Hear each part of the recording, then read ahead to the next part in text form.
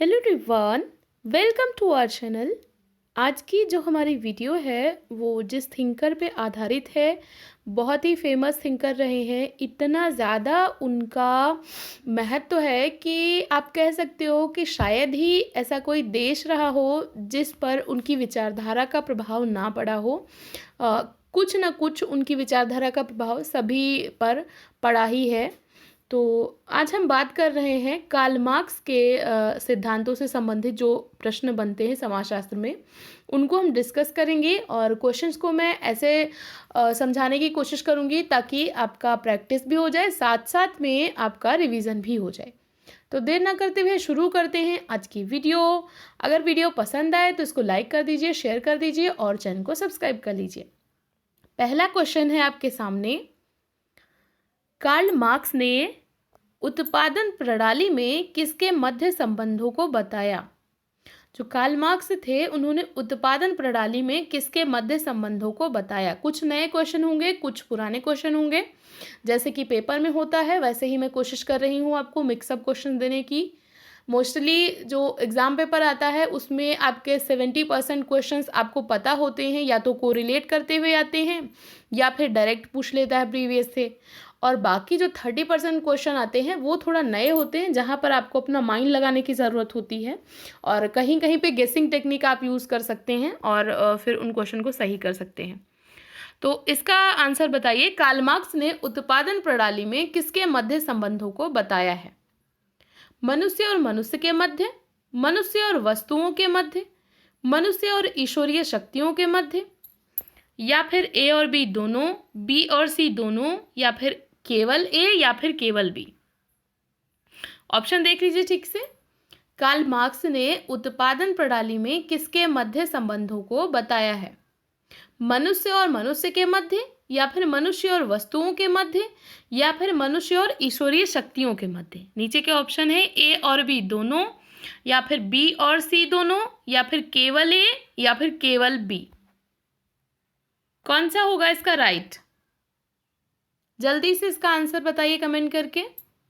और इसका जो सही आंसर है वो है आपका ए और बी दोनों। मनुष्य और मनुष्य के मध्य भी बताया है और मनुष्य और वस्तुओं के मध्य भी बताया है। अब आप लोग थोड़ा सा यहाँ पे कंफ्यूज हो जाएंगे कि मनुष्य और मनुष्य के मध्य तो उन्होंने बताया था, जो उन्होंने एक इतिहास की वर्ग के आधार पर जो उन्होंने व्याख्या करी थी भौतिकता के आधार पर, तो उसमें उन्होंने बताया था, इतिहास का जो वर्ग विभाजन उन्होंने किया है तो वहाँ पर उन्होंने हर एक युग में बताए हैं कि हर एक युग में एक शोषक होता है और एक शोषित होता है। तो अलग अलग युगों में उनको अलग अलग नाम दिए थे इन्होंने। तो जो वो वर्ग हैं वो है मनुष्य और मनुष्य के मध्य संबंध। और दूसरा जो उत्पादन प्रणाली और जो उत्पादन की शक्तियां हैं, ठीक है, उत्पादन की शक्तियां यानी मनुष्य और जो वस्तुएं यानी कि जो टेक्नोलॉजी वगैरह आती है और जो उत्पादन के जो साधन हैं, जो भी चीज़ें आती हैं, ये सब कुछ, तो ये मनुष्य और वस्तुओं के मध्य तो दो प्रकार के संबंध बताए हैं। तो इसका जो राइट आंसर हो जाएगा वो हो जाएगा ए और बी दोनों। ठीक है, एक तो मनुष्य और मनुष्य के मध्य जो कि उन्होंने जो युगों का जो निर्धारण किया था उसमें बताया इन्होंने। हर एक युग में दो वर्ग इन्होंने बताए हैं कि विद्यमान रहते हैं, एक होता है शोषक, दूसरा शोषित। और जो दूसरा मनुष्य और वस्तुओं के मध्य संबंध है उसको इन्होंने बताया कि जो उत्पादन की शक्तियां हैं, उत्पादन के जो साधन हैं और जो मनुष्य का संबंध है उनके बीच जो रिलेशन होता है। तो ए और बी दोनों ही। ठीक है, इसका ये वाला राइट हो जाएगा। चलिए अगला क्वेश्चन देखिए। कार्ल मार्क्स ने सोशल इंफ्रास्ट्रक्चर को किस नाम से बताया है? कार्ल मार्क्स ने सोशल इंफ्रास्ट्रक्चर को किस नाम से बताया है? कुछ लोगों को दिक्कत होती है कि मैं इंग्लिश के वर्ड क्यों यूज़ करती हूँ। तो इंग्लिश के वर्ड इसलिए यूज़ करती हूँ क्योंकि प्योर हिंदी सभी लोगों को नहीं समझ आती। बिल्कुल शुद्ध हिंदी अगर मैं यूज़ करूँ तो काफ़ी लोगों को समझने में दिक्कत होगी, तो इस वजह से मैं बैलेंस करते हुए चलती हूँ। तो क्वेश्चन है, कार्ल मार्क्स ने सोशल इंफ्रास्ट्रक्चर को किस नाम से बताया? मतलब जो सामाजिक संरचना की बात एक तरीके से जो वो करते हैं उसको उन्होंने क्या नाम दिया था, सोशल इंफ्रास्ट्रक्चर को उन्होंने क्या नाम दिया था, किस नाम से उन्होंने बताया था। ऑप्शन है आधि संरचना या फिर अधोसंरचना या फिर ए और बी दोनों या फिर इनमें से कोई नहीं। तो इन्होंने दो प्रकार का इंफ्रास्ट्रक्चर बताया था। एक बताया था आपका सोशल इंफ्रास्ट्रक्चर, कौन सा, एक सोशल इंफ्रास्ट्रक्चर, और दूसरा बताया था इकोनॉमिक इंफ्रास्ट्रक्चर। ठीक है, दूसरा बताया था इकोनॉमिक इंफ्रास्ट्रक्चर। तो सोशल को किस नाम से बताया था ये आपको बताना है, अधिसंरचना या अधोसंरचना या फिर ए और बी दोनों या फिर इनमें से कोई नहीं। और इसका जो राइट आंसर है वो है ए, अधिसंरचना। अधोसंरचना में क्या आता है, इसमें आता है इकोनॉमिक इंफ्रास्ट्रक्चर, जहां पर जो उत्पादन की शक्तियां हैं, उत्पादन के संबंध है और उत्पादन से संबंधित जो भी प्रणाली है, जो भी चीज़ें आती हैं, ये सब कुछ यहाँ पे आता है।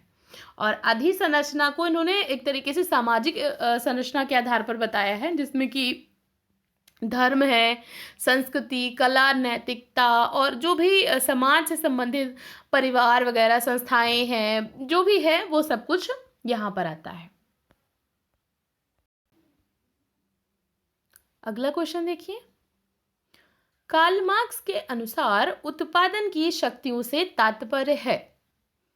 जो उत्पादन की शक्तियां हैं, इससे कार्ल मार्क्स का क्या अर्थ था, क्या बताना चाहते थे। उत्पादन की शक्तियां किसको बताया था उन्होंने, कौन सी हैं उत्पादन की शक्तियां, श्रमिक शक्ति या फिर धन की शक्ति यानी आर्थिक शक्ति, या फिर विज्ञान और प्रौद्योगिकी, या फिर उद्यमी या उद्योगपति जिसके पास सारा पैसा होता है, पावर होता है। किसको बताया था इन्होंने उत्पादन की शक्तियां, उत्पादन की शक्तियों से मार्क्स का क्या तात्पर्य है। ये इजी क्वेश्चन है, प्रीवियस ईयर में आया है, आप लोगों को इसका राइट आंसर पता होना चाहिए। जो राइट आंसर है वो है सी, विज्ञान और प्रौद्योगिकी। इसी को उन्होंने बताया था उत्पादन की शक्तियां, विज्ञान और प्रौद्योगिकी को, कि जब भी विज्ञान और प्रौद्योगिकी बदलेगी, देखो जब टेक्नोलॉजी बदलेगी तभी तो जो उत्पादन के जो साधन है, यानी कि जो औजार जो भी होते थे वो बदलेंगे। टेक्नोलॉजी बदली तो पहले जहाँ आप ये ऐसे समझ लो जैसे पहले सामंतवाद था, अभी पूंजीवाद है। तो सामंतवाद में ज़्यादातर कृषि होती थी, तो पहले मनुष्यों से ज़्यादा काम लिया जाता था, पशुओं को ज़्यादा प्रयोग में लाया जाता था। अभी क्या है, मशीनों को ज़्यादा प्रयोग में लिया जाने लगा। तो ये कैसे आया, टेक्नोलॉजी के बेस पे। तो जब टेक्नोलॉजी बदली तो उत्पादन के उपकरण बदले, साधन बदले, और जब साधन बदले तो संबंध बदले, तो ऐसे ऐसे चलता है। तो उत्पादन की शक्तियां क्या है, विज्ञान और प्रौद्योगिकी, इनका मानना था कार्ल मार्क्स का। चलिए अगला क्वेश्चन देखिए,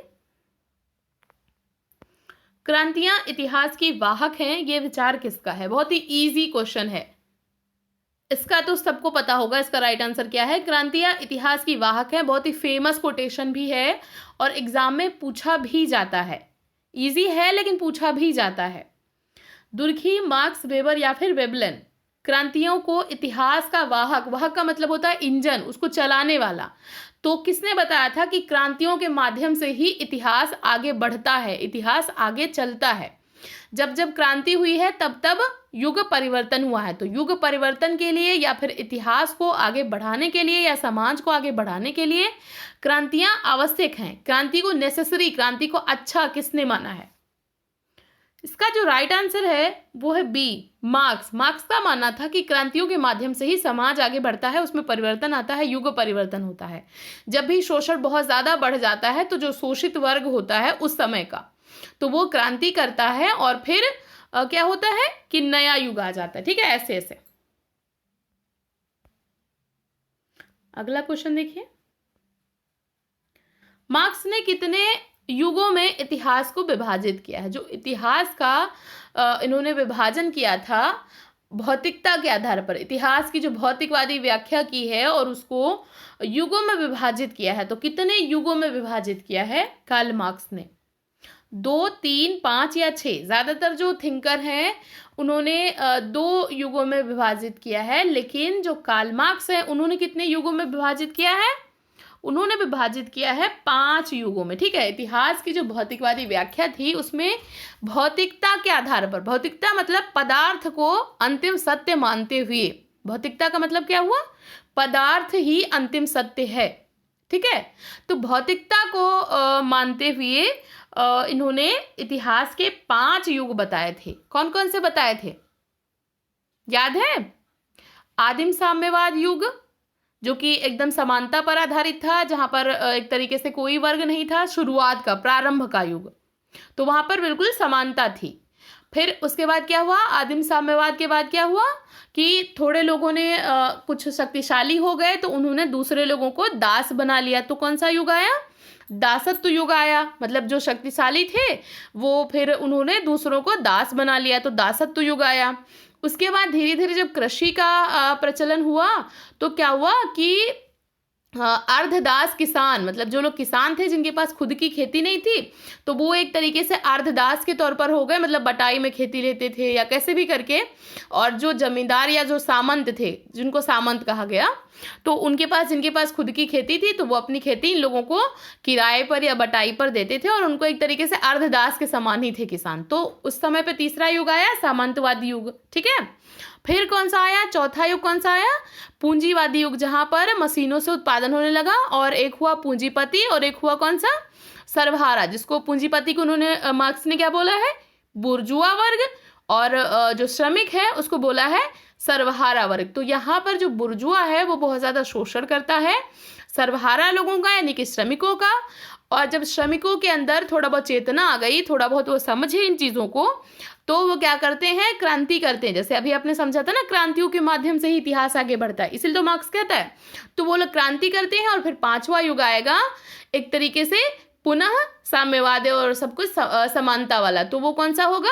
सर्वहारा वर्ग का अधिनायकत्व। ठीक है, तो वहां पर एक तरीके से साम्यवाद की बात ये पुनः करते हैं। ठीक है, तो ये चीज समझ आई। अगला क्वेश्चन देखिए, मार्क्स के अनुसार अलगाव की प्रक्रिया में व्यक्ति किससे अलग नहीं होता है?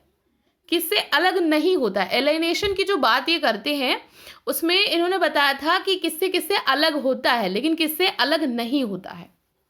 स्वयं से, परिवार से, उत्पादन प्रणाली से या उत्पादित वस्तु से। तो किससे अलग नहीं होता एलिनेशन की प्रक्रिया में?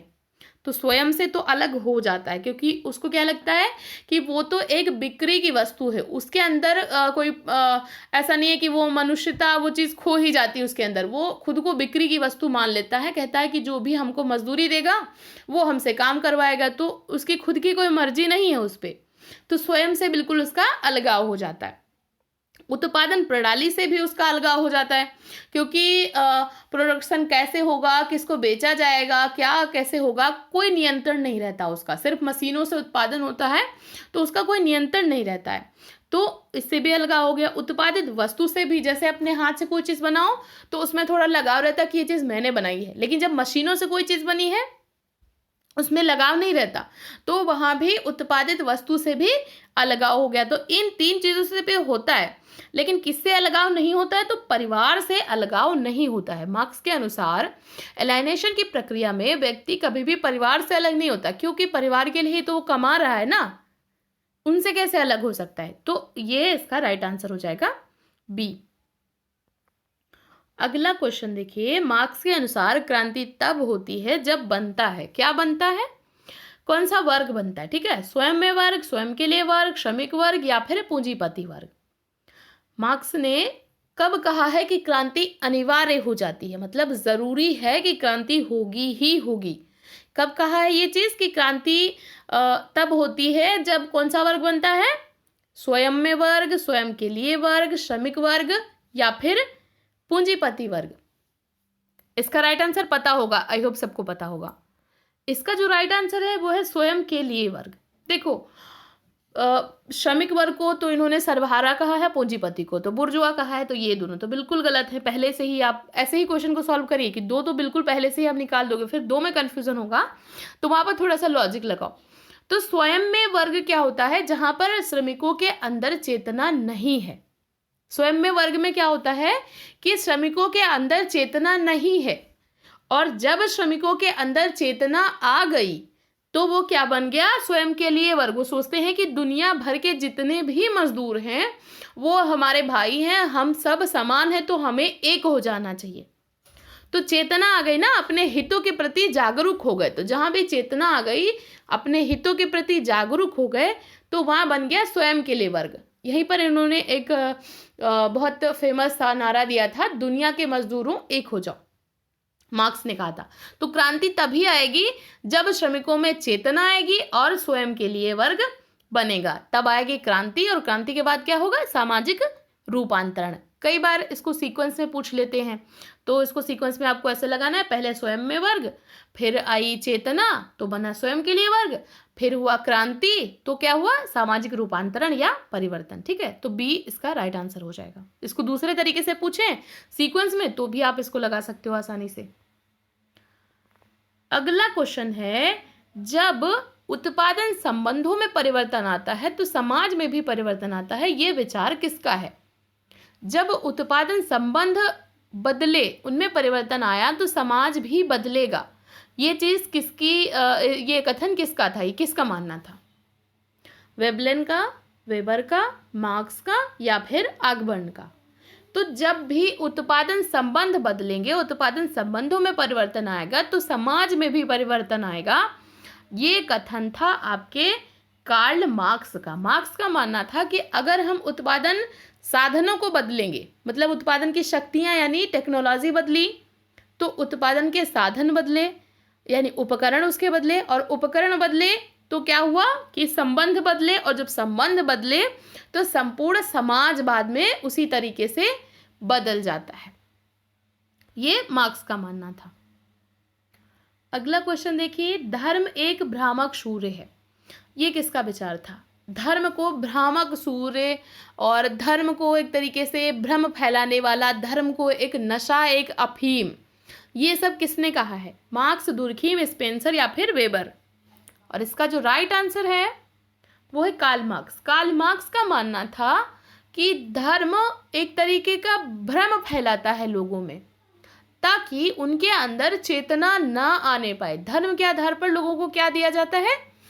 झूठी चेतना, फॉल्स कॉन्शियसनेस दी जाती है कि तुम्हारी स्थिति के लिए तुम स्वयं जिम्मेदार हो, ईश्वर ने ही तुमको इस स्थिति में भेजा है, तुम्हारी किस्मत ही ऐसी है, इसलिए तुम ऐसी स्थिति में हो।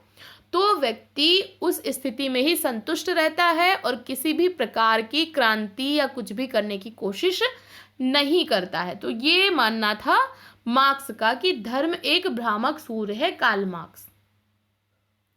अगला और लास्ट क्वेश्चन है आज का, आर्थिक निर्धारणवाद का विचार किसने दिया था? दुर्खीम, मार्क्स, वेबर या फिर पार्सन्स? क्वेश्चन इजी है और सबको इसका आंसर भी पता होगा। आर्थिक निर्धारणवाद, ये विचार किसका था? तो ये विचार था आपके मार्क्स का। मार्क्स ने, अच्छा अब इसको थोड़ा समझ लीजिए ये क्या होता है। आर्थिक निर्धारणवाद का मतलब क्या हुआ, पहले इसको समझिए।